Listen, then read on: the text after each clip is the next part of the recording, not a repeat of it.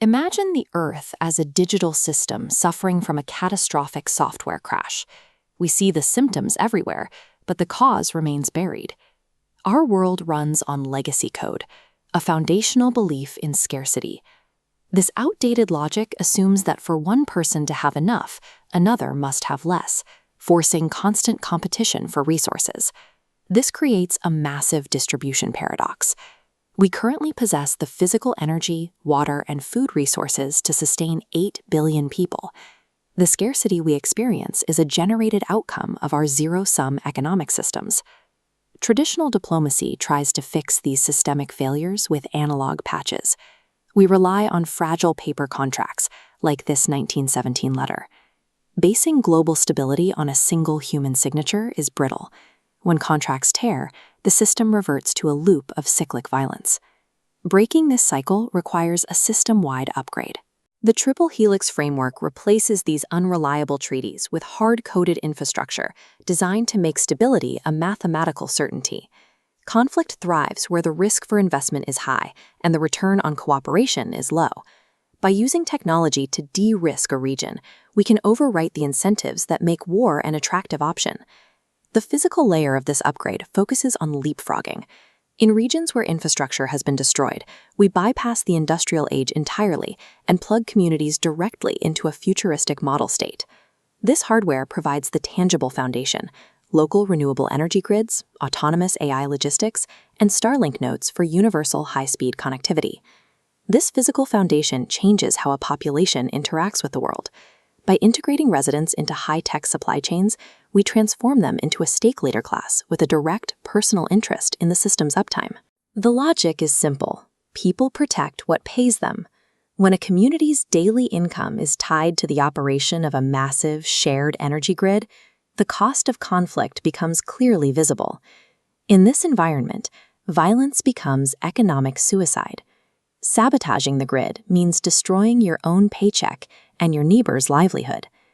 As the community begins to view disruptors as a direct threat to their personal assets, extremist groups lose their social support. This creates the peace-for-profit flywheel. A low-risk environment attracts massive global capital, creating high-margin stability that generates profits. These profits are reinvested to build self-sufficient communities. The more wealth generated, the faster the flywheel spins, securing the peace. Under this model, prosperity acts as the actual physical engine that enforces cooperation. However, profit and technology are just tools. Without a governing set of values, even the most efficient system will eventually extract more than it gives, leading back to a crash. We solve this with the Moral OS. It bridges AI processing power with ancient ethical blueprints, creating a hard-coded trust layer for the entire network. This software runs on the guilt-free standard: do no harm, help if you can. If you are ever unsure, ask the network for a prescriptive path forward. We ground this ethics layer in the physical self. A leader's ability to maintain logical rigor depends on their biological clarity.